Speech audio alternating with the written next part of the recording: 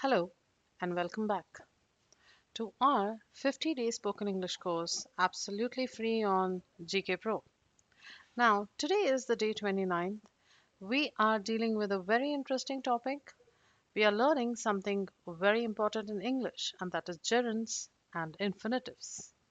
However, do not worry.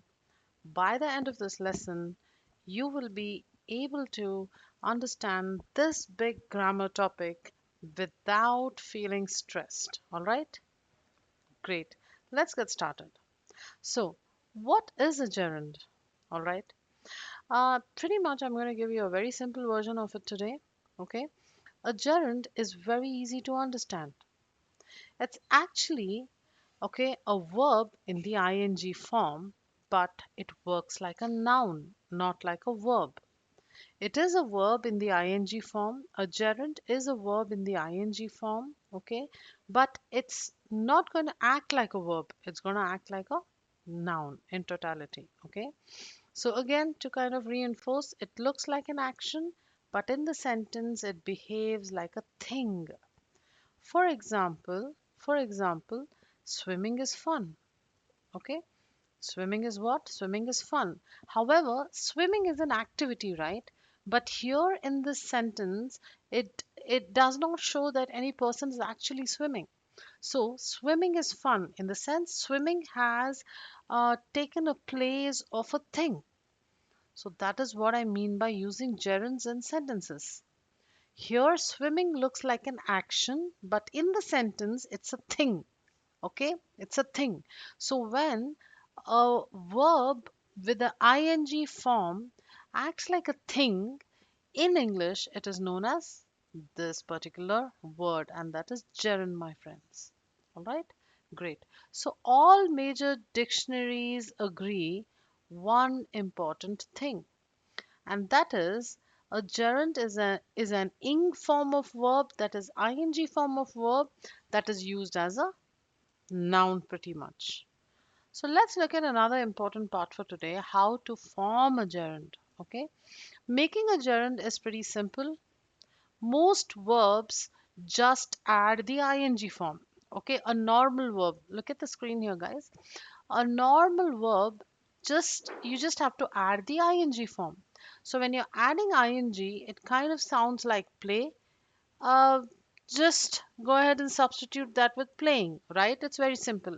However, if a verb, the action word ends in E, I hope I'm clear to you guys. When an action word or a verb ends in this alphabet, that is E, you're going to remove, okay, you're going to remove this last E in the word and then add your ing. For example, make. What are you going to do here? In order to change this into a gerund is you cancel out this E and add ing. Now, the next point here is ends in double E. When there is a word that ends in double E, you're not going to eliminate any of it. You're going to keep the double E and then add the ing. For example, SEE, it's ending with a double E, right? So here you're going to add ing. So seeing. All right. Now, words that end in I and E. So you're going to change this I and E to what? Pretty much another alphabet, that is Y. And then you're going to add your ing. So how does it happen? You are going to change your I and E to Y, right? So it is LIE. IE changes to Y. So LY, you're going to add what? What are you going to add? You're going to add ing. So lying. Lie changes to lying. This is also a procedure to change a particular verb, whatever I have just shared with you right now. That is the direction to go ahead and make your gerunds. Pretty much, how do you form a gerund is something that I just spoke about. All right. So a short verb that is consonant, all right, or vowel and a consonant. So for example, this, all right. What is R? R is a consonant, right? It's a consonant. And U is what? It's a vowel. and then again a consonant. So when you have a word like this with a vowel in between and consonants on the either side, you're just gonna add your ing form. That's it. That's also a topic that you need to remember. So short verbs like run double the last letter. That's it. Short words like run, all right? You need to double the last alphabet, this N. All right, I'm just going to give you a run through again. So, when the verb is in the normal, the normal verb, you're just going to add ing. That is play plus ing, playing. Okay. Next, when a verb ends with e, like make, it ends with e, right? So you delete the single e and just add your ing. However, there is a verb that or a word that kind of ends with double e. You keep both the e's and add your ing extra here. However, when you find a word or a verb or an action word which ends with ie, you change the ie to y and then you add your ing. That's also a way to form a gerund. Now, the last point is very important. When you find a consonant, that is r, and then followed by a vowel, that is u, and then again a consonant n, you just double the last the alphabet, that is n. So what is happening here? CVC, all right, this is CVC. C is nothing but R here, that is consonant. V is your vowel, okay, and then N, again a consonant. What are you doing? You're doubling this N. Another N you're adding here, right? So running. This is also a way to form your gerund, all right? Great. Now, how are gerunds used? We understood what exactly a gerund is and what are the types and how do we kind of form them. However, we need to understand how gerunds are used basically. So, as I told you at the very start of the lesson, that gerunds are verbs in the ing form. However, they act like nouns. Okay, so they are used as a subject firstly. First point, they're used as a subject. Look at the sentence. Reading helps you learn. Reading helps you learn. So here, gerund reading acts as a subject itself. So the question here is, how do you understand what's the subject in this sentence? When I ask you, reading helps you learn, if I ask you a question, what helps you learn, right? If I just change this into a question, if I say, reading helps you learn. Now, if I ask a question, what helps you learn, you're pretty much going to go ahead and say reading. So your subject in the sentence is reading, right? So that is what I meant by this. Second is object of a verb. So what is the object of the verb here? What is the object of the verb here? Is I enjoy dancing. Correct? Here you can see, guys, that as the object of the verb, in the sense I enjoy dancing, enjoy is actually the verb here in this particular sentence. Now, enjoy has an object and that is dancing. Basically, I enjoy dancing, where you're not exactly looking at the action happening, but dancing is an action. However, it is in a form of a noun here. Why? Because this sentence where I say I enjoy dancing, it has two verbs, right? Enjoy also is a verb and dancing also is a verb. Now, how do you differentiate between that? Because enjoy at this point of time is acting like the main verb. Now, what kind of position are you going to give dancing to? So dancing basically here acts like a gerund. Why? Because here you are not looking at a person literally dancing. It is just a person enjoys dancing. So here dancing is a gerund. Object of a preposition, right? What is a preposition? You know what are prepositions. It is where basically it talks about the position of a subject or the noun. So she is good at singing. Now, she's good at singing. Again, here it's the same rule that the person is good at doing something, all right, which is the verb in the ing form. However, you're not looking at the person singing. No action is happening here. Just the sentence says that there is this person and she is good at singing. So, singing is pretty much a gerund. All right. Now, a gerund phrase looks like this: swimming in cold water is difficult. Obviously, the entire phrase has taken the position of a noun. How? Because swimming in cold water. Have you, are you seeing someone swimming in the cold water? No, you're not looking at someone actually swimming in cold water. It's just a statement where a person is saying that swimming in cold water is difficult. So, swimming in cold water is a whole phrase and it acts like a noun here, hence known as a gerund phrase. All right, so the whole idea becomes one noun. Okay, now I just want to kind of give you an insight on another, just a basic example. Look at the screen here. Not all ing words are gerunds. In the sense, not every ing word is a gerund. What do I mean by that? Let's go and look at it and try to understand what exactly it is. All right.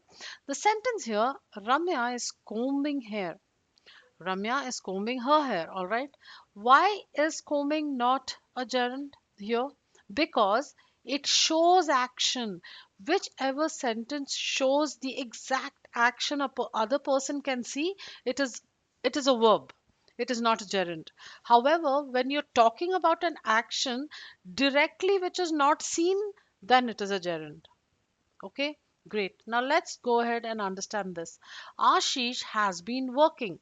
So, Ashish is working. Someone is looking at Ashish working, right? So that's why it's important to understand that when a person is doing something, you're actually looking at that person, and now it is in continuous tense. Obviously, this is not a gerund. Working here is not a gerund, it is a verb because this person is being seen working by someone else, right? So that is what I was kind of letting you know. Now, I will be meeting them. Future tense. What is happening here? This sentence is showing a kind of a time, right? There is an obvious time that is involved. How? If you can just go ahead and pause the video here and read this sentence for me. Okay, read it aloud. What does it mean? I will be meeting them. So there's this person who's actually going going ahead and planning to meet someone. So it is future continuous. I will be meeting them. So basically, there is a plan that a person is going to meet them, and this whole sentence actually kind of directs towards a certain time. So when there is time or action involved, then the verb in the ing form is not a gerund. Okay, all right. Same thing with this sentence as well. We were watching a movie. So there's an action that happened in the past, action that has happened in the past. Okay, already there was an action that has happened in the past, and there are certain witnesses who have seen these people sitting and watching a movie. So, therefore, this is an action. If you can just go ahead and pause the video right now, and try to understand this highlighted section for me, okay, or for yourself, better than that, okay, it would be really grateful. Why? Because right now I'm talking about a topic that is pretty much advanced, and in order to understand them, you really need to go ahead and pause the video and try to focus on what I'm saying, really. Okay, so these verbs, what verbs? The verbs in these particular: first, second, third, and fourth sentence. The verbs in all these sentences are not gerund, guys. They are not gerunds. Why? Because these verbs, they show time and action. So they don't play a role of this particular parts of speech, that is noun. Did you get me? I hope I'm pretty much clear because I'm trying my best to get through you. All right. So when you can see a person doing an action, okay, and if the sentence is time bound, that means it is not a gerund. Okay, gerund acts as a noun where these kind of sentences are seen. For example, she is good at singing. Someone is actually saying that a person is good at singing. The action is actually not happening. So at that point of time, these words or rather I can say verbs in the ing form act like gerunds. Great. Let's move on. Let's move on. Let's look at this one line memory trick for today. Let's look at that part. Okay. All right. So gerund is equal to verb in the ing form. However, does a job of a noun. That's it. Again, the same thing, guys. Try to take it down somewhere if you're comfortable in writing down in your diary or in your anywhere you really are comfortable with. This is a very important topic. Today's topic is a bit important because it is. I somehow feel it is quite advanced, and many people are not aware of this particular thing. So, or this particular concept. Go ahead and just put it in your mind that gerund is equivalent to verb in the ing form but does a job of a noun in a sentence. Okay, great. Let's look at the next part for today. Advanced gerund structures. Please don't get overwhelmed, all right? Sometimes gerunds show when something happened or an action who received it. All right, let me repeat that. Sometimes gerunds show when something happened or who receives an action as well. So these formulas are pretty much something that you need to keep in your mind. The perfect gerund. What do I mean by that? I mean a formula is having plus past participle. Just keep this in your mind. What is the formula? Having plus past participle. Now, this particular formula is used to emphasize an action that was completed in the past before the main verb happened. What do you mean by main verb? There were two actions, and now this person is doing another action. At that point of time, also, you're going to use this word having. Okay, having plus past participle acts like a whole gerund. How? Let me just tell you this. Look at this sentence. He denied having stolen the money. He denied having stolen the money. The stealing here in this sentence happened earlier. What happened? The stealing happened earlier. What do I mean when the stealing has happened earlier? So, what was the first thing I told you when I started this advanced gerund structure? I told you when you want to express time or voice in the passive form, okay, a formula can be used that is the perfect gerund, and the formula is having plus past participle. However, it is used to emphasize an action that was completed before the main action. Okay, there are two actions. However, there was an action that was completed before the main action that is happening now. For example, he denied. So what is he doing right now? He is denying now. But before denying, he did something else. And what was that he did? He stole money. So if you look at the sentence, he denied, which is happening now, having stolen the money. In the sense that having stolen is a total gerund, and you can use it like this in sentences as well. This is how advanced English is formed. In order to understand this, you really need to pause the video or at least, replay what I just told you in case you're not able to get through the concept. Okay. So these kind of words or these gerunds also take a very important role in forming or making up your sentences. Okay. If now I say, simply if I say that he said that he didn't steal any money. Okay. If I say a sentence like he just said that he didn't steal any money, the sentence sounds good. However, if I kind of articulate the sentence like this, he denied having stolen the money. Now, having stolen here is the gerund. All right, great. Let's look at the next structure. The formula is being plus past participle. What do you mean by being plus past participle now?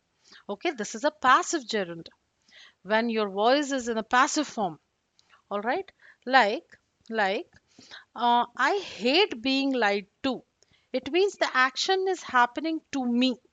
When there is an action that is happening to you, like if you want to tell this to someone else, it's a passive form of sentence. What are you going to say if you don't like to be lied to? What are you going to say if you don't like lies? Can you just go ahead and say, I don't like anyone lying to me? Yes, you can say that as well. However, if you just put the sentence in this format, that is, I hate being lied to. Now, being plus past, participle is also known as the passive gerund. All right. So this again, what I want you to do is pause, try to read it aloud.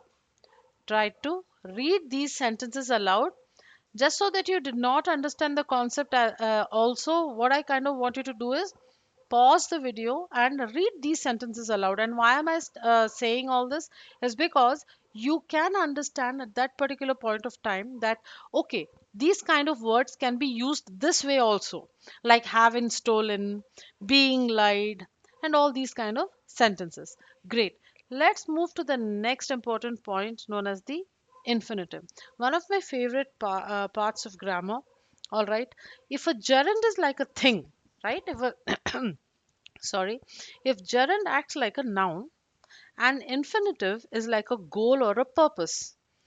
Okay, an infinitive is like the other side of the coin. It is like the goal or a purpose. I'll let you know what exactly it means. Okay, now infinitives are special form of verbs again that can be used as a noun, they can be used as an adjective or an adverb. They usually made by adding the word, a very special word. Read aloud after I write this on the screen. Okay, so this word, what is this word? What is this word, guys? Read it aloud, please. If you're reading it aloud, thank you very much. So this word is to, right? So these infinitives are generally made by adding the letter to before the base verb. So it is to plus your verb in the base form, guys. What form? A base verb. All right. Base verb. That's something that you need to remember. What is the infinitive? It is when you add to the base verb. All right. And they can be pretty much used when you're discussing actions without actually doing them. All right.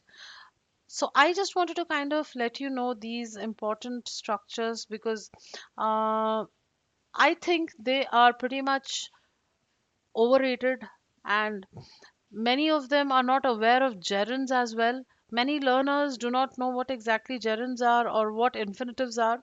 So, this particular lesson of today, day number 29, I think is of gold standard. All right, so great. Let's go on. The purpose of infinitives is to discuss an action in general instead of specific instance of action being done. In the sense, what do you mean by that? Did you understand what this mean? If not, I'm going to let you know. So, the purpose of infinitives is to kind of tell a person that I like to do this. All right. There is no need for this person to see you doing that action. When you want to say something like you want to do this, it is a general type of action that you're talking about. It's not specifically that you are doing this action and telling a person. For example, look at these two sentences. Let me highlight it for you. I need to win. Okay, this is a sentence. Today we win. This is also a sentence, right? But it's about win and win. It's about the same topic. We are talking about winning. So, what is the first sentence? Read it aloud. Pause the video and read it aloud here. Pause it and read it aloud. Whenever I draw this icon, guys, just go ahead and pause the video and try to read it out. Okay, what does this say? I need to win, right? I need to win. And the second sentence says today we win.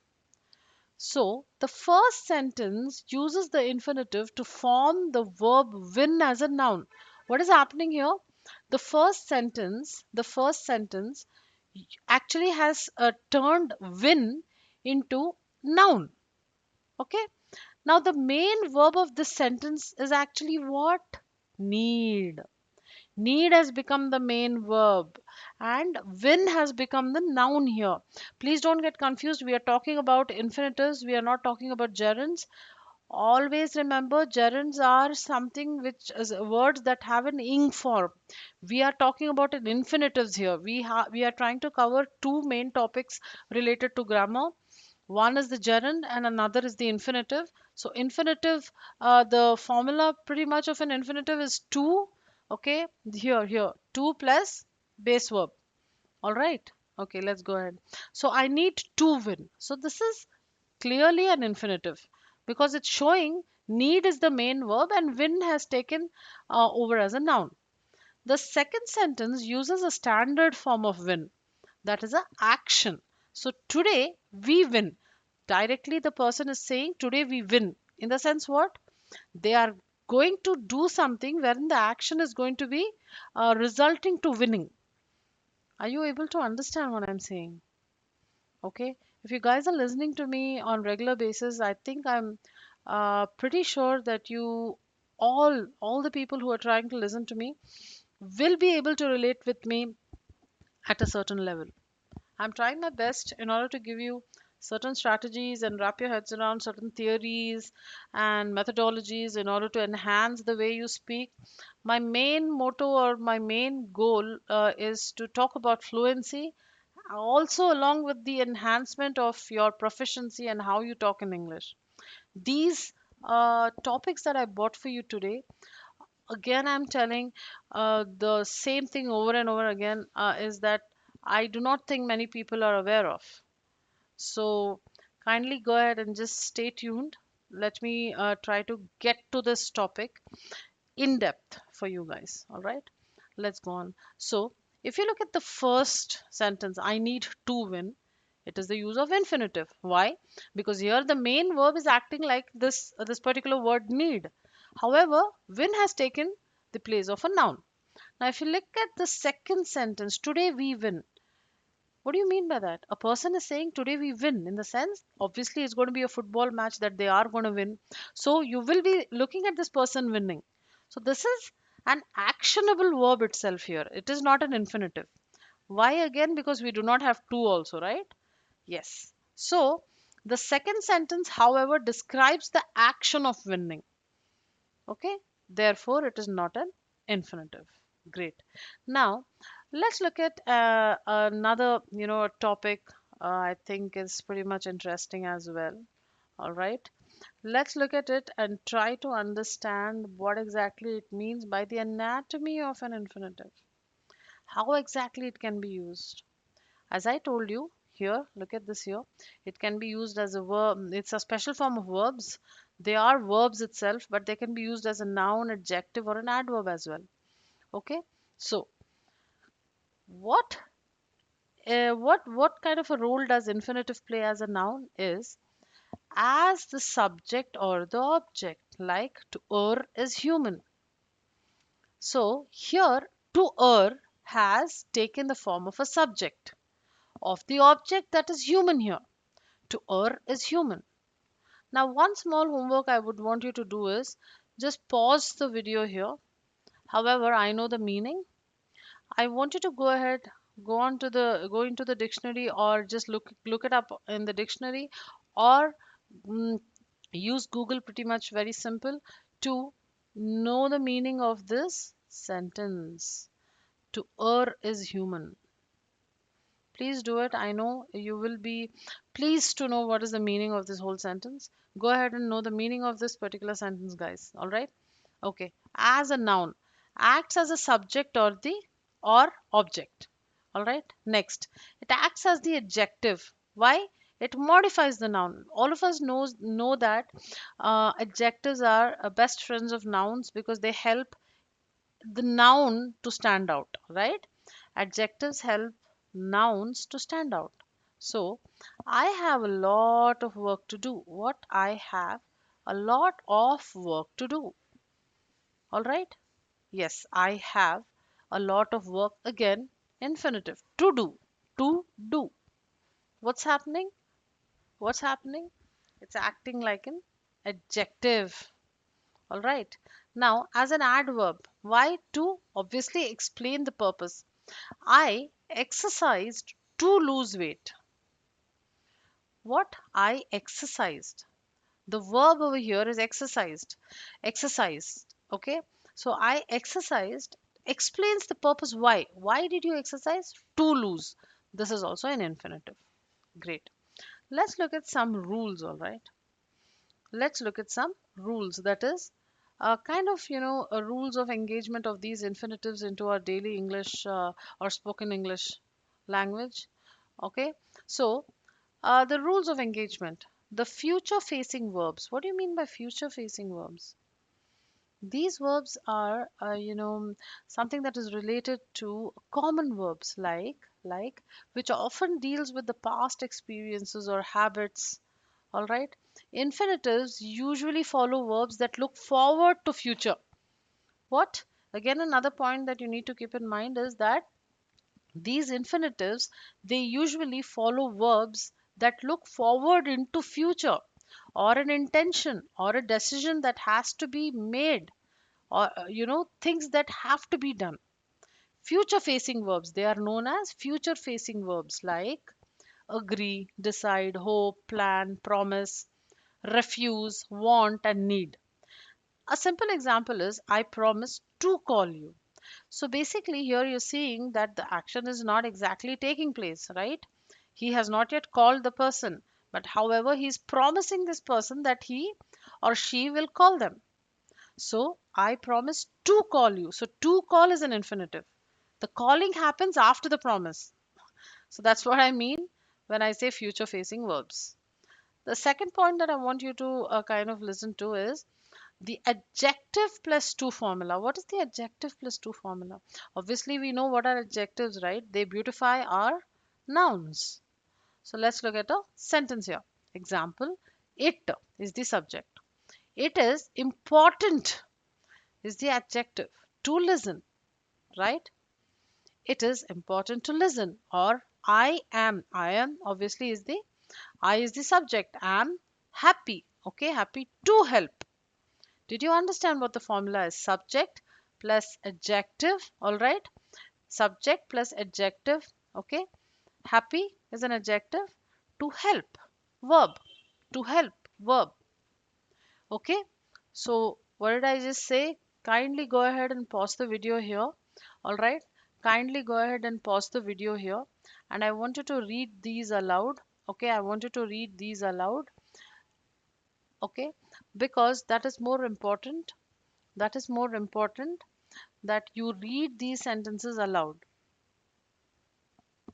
Okay, that you read these sentences aloud because in these sentences you can see it and I are subjects.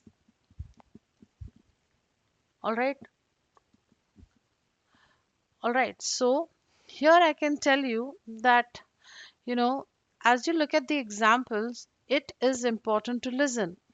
I am happy to help. So it is the subject, important is the adjective, and to plus the verb. Great. So that is what I kind of wanted to tell you when you look at the second point for today, that is adjective plus to formula. Great. Now let's look at the third important point today, the question word. What is the question word? There is a certain connection that you need to understand when I say the question word. When you use words like the WH questions, basically, that is who, what, where, when, how, whether, okay, you follow them with an infinitive. So I think till today we never people might know. I'm not saying that many people don't know this, but however, we particularly think to say is just a verb or a word or a phrase. We don't know what kind of uh, what phrase or what is their name. All right. I do not personally know whether people actually know that any kind of verb that has a prefix like to is known as an infinitive. That's great. We just discovered it.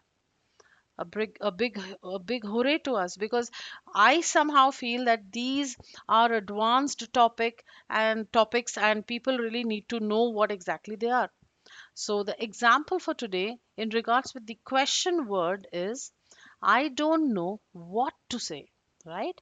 So after the WH question, that is what, I added this particular phrase or these two words, that is to say. Tell me where to go, right?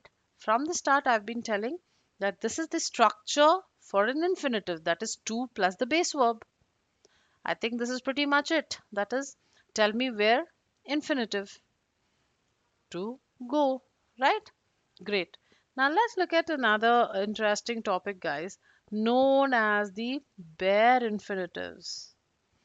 What do you mean by bare infinitives? You might be thinking that why are these topics so new to us? Or if people already know, then should be like a revision for them, right? Now, bare infinitives are also known as zero infinitives, guys. They are formed without our friend to. Why? Because pretty much they are used to simplify, okay, the real meaning of the sentence. That's it. So they are used, the bare infinitives are used to simplify the meaning of the sentence. Okay. Now, as you can imagine, this gets confusing. But let me tell you that bare minimums are used on, I can say, very rarely than full infinitives. Let's just look at bare infinitives and try to understand what exactly they are firstly. So they are used after the modal verbs. So I think, or I am pretty sure that many of the users know what modal verbs are. They are they are words which sound like this, can, may, might, could, should, would, will, and must, right? So these are your modal verbs. Now, bare infinitives are used in these following situations. First one is after the modal verbs. Let's look at that. Iggy can do this all day. What? Iggy can do this all day. Now, I will not tell the same sentence like this. Iggy can to do this all day, right? So here we are not going to look at using to. The second example is we might be late tonight. What is this? We might be late tonight. Therefore, I would just try to kind of tell you that sometimes they are used after the modal verbs. And the third example is you must not. All right, I can't pretty much add here this letter, right? I can't add, sorry, this word to if I read the same sentence with to before the main action. For example, if I say, you must not to mention politics when you're talking to my father, no. This sounds incorrect, right? It's incorrect. So basically, before kind of looking at using these modal verbs, all right, you don't need to include to. So when they are these common modal verbs that you are kind of looking to use in a sentence, please don't use to. That's all. The next thing that I want to talk about is after perception verbs. What are perception verbs? Perception verbs are something like your senses. All right, like see, hear, taste, and feel. Okay. Use bare infinitives when their object takes the action. For example, the may the order is the main verb. What is the order? The main verb, the object, and the bare infinitive. Let's see what it is. What the main verb? I heard. Okay, the object, the car. Bare infinitive, arrive. Before I saw it, they felt the ants, object, crawl on their arms. So these are bare infinitives, guys. So she watched, subject, the woman in the red dress, object, bare infinitive, walk across the dance floor. Okay, so these constructions are related to infinitive phrases. These are known as infinitive phrases because if you can see in any of the sentences here, if you can see here, all right, only these sentences. Can you see the word to? Can you see the word to? No, you can't. Why? Because they are known as perception verbs and there is no need to take on a to here in these sentences. Okay, great. With verbs like let, make, and do also, We are not kind of going to use to there. All right. Why? Because these include the common verbs like let, make, and do are common verbs, right? Keep in mind that verbs let and make often use a direct object. What do you mean by direct object? See this. Let me work in peace. It's not like let me to work in peace. He made him to promise to behave. No, he made him promise to behave. All right. Next, I don't drink coffee in the evening. So basically, the whole point is we need to understand that to can be used in many ways. But when there are verbs like, when we're looking at verbs like let, make, and do, you pretty much don't have to use a to before them. All right. Great. Now, with relative pronouns, why? What do you mean by relative pronouns? Okay. Uh, they use infinitives in such a way wherein you are just looking at showing the action directly. And why use bare infinitive? Especially when you make suggestions in the form of a question. What? When you make suggestions in the form of a question, you're also looking at using infinitives but without a to. Like, why wear a raincoat when it's sunny outside? Advanced level of sentence. Pause it here, guys, and read the sentences aloud. And try to understand one thing, please, that you're not looking at using a to wherever you want. Okay. The reason why I'm kind of telling you this again and again, or try to reinforce my point, is because these are the basic reasons that why a person sounds fluent, and at the end of the day, this person kind of sounds like, oh, wow, his English is really amazing, or there is a sense of enhancement in the way that you are talking, or there is a sense of a proficiency in this person's English. Why? Because we need to understand all this. Why cannot a person use to everywhere? Is because of this. Okay. Now, with a relative pronoun, we are not going to be looking at using a to or an infinitive. All right. So when you make a suggestion, however, in a form of a question, see, this is a suggestion. I'm actually telling this to another person. I'm just telling him that why wear a raincoat when it is sunny outside? Okay, it is really sunny outside. Then to this person is wearing a raincoat. So I'm kind of giving him a question form, but it is a suggestion. Like second example is why not ask for directions? Why not ask for directions? Again, advice itself or a suggestion itself, but in the form of a question. Why bother? Why bother in the sense, why are you bothered about something? Right? So why bother? Again, a suggestion, but in the form of a question. So read this particular, highlighted content here, guys. Just try to read it and get into that level of understanding with anything that I'm pretty much highlighting on the screen. I will read it out for you. While the other relative pronouns use full infinitive form, the word why, okay, uses the bare infinitive. What did I say? Okay, especially when used to make a suggestion in the form of a question. So your word why uses the bare infinitive. Bare infinitive means without the word to. Why to wear a raincoat? No. Why wear a raincoat? We are deleting the to. Why not to ask for directions? No. We are deleting the to and we're just going to say why not ask for directions. Why to bother? Why to bother? No. Please don't go ahead and use to before, in between why and another base form of verb. Just say, why bother? Remove the to. So that is what I'm kind of letting you know, and it's pretty easy to understand. Yes, it's a elevated topic, it's a bit advanced, however it's not very difficult to understand. Okay, now let's look at a challenge for today, guys. Rewrite the sentence correctly. Rewrite the sentence correctly. My boss made me to stay late. My boss made me to stay late. Correct the sentence. Okay, yes, you should to try the pizza here. You should to try the pizza here. Again, same thing, correct the sentence.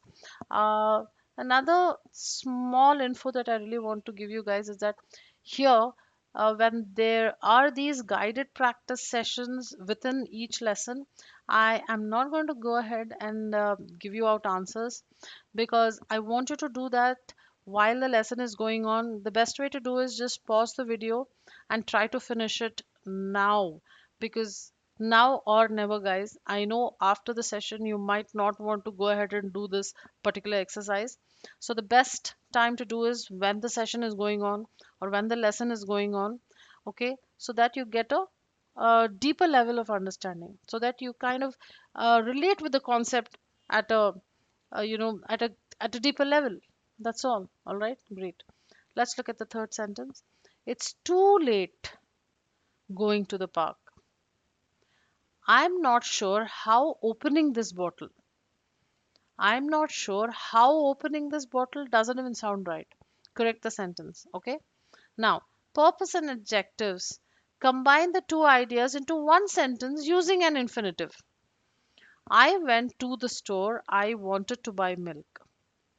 I heard the news. I was shocked. We need a key. We want to open the door. All right? So, this particular sentence I can help you out with. We need a key to open the door. That's it. Just delete this part. Okay? That's the answer for this. However, you need to deal with that, guys. Okay? Great. So, just so that I can give you a very small recap. So, today you learned that gerund is the action that is used as a thing or the noun. An infinitive is an action that is used as a goal, like a purpose. You do not need to remember everything now, you just need to notice these certain patterns while speaking. What I want you to do is don't kind of go ahead and try to get really overwhelmed or confused with this particular topic that is in reference to day number 29. I just want you to remember everything now. Just remember as it is. And when you're speaking to someone, try to wrap your head around the use of these words. That's it. Okay? Great. Just want to give you a small secret. Okay, many people say that we shouldn't be looking at splitting your infinitives, like the to and the verb. You, I think, by now know what infinitive is. Let me show you this. You remember this when I was talking about the definition of the infinitive? Okay. Now, many people say that you shouldn't be splitting an infinitive. However, that's my I can say a favorite method to sound advanced. Why? Look at an example here. To boldly go where no man has ever gone before. To boldly go. What is go? What is go? Okay, go is a what? Go is a verb, guys. Go is a verb. And to is what? To is what? To is again a part of the infinitive, right? So when you're putting an adverb in between, when you're putting an adverb like boldly, when you're putting an adverb is a what? Again, a friend of the verb. Adverb always shows out the strength of the verb. Okay. So adverb is a friend of the verb. It shows out the strength of the verb. So here I'm planning to put another word that is an adverb before my main verb. Before this go, I'm trying to put another word that is boldly. How am I going to this place? I'm going being bold. So to boldly go. Here, guys, here, exactly at this point, there is a sense of enhancement. It's the ladder is leveled up. Okay. This is what I mean to say when you're kind of looking at using those advanced phrases and sounding different from the others when you're speaking in English to someone. Okay, this is something that is very important. Please keep this point in mind. Try to put your adverbs in between the to and the main verb, and you're automatically revamped. Okay, great. So to boldly go where no man has gone.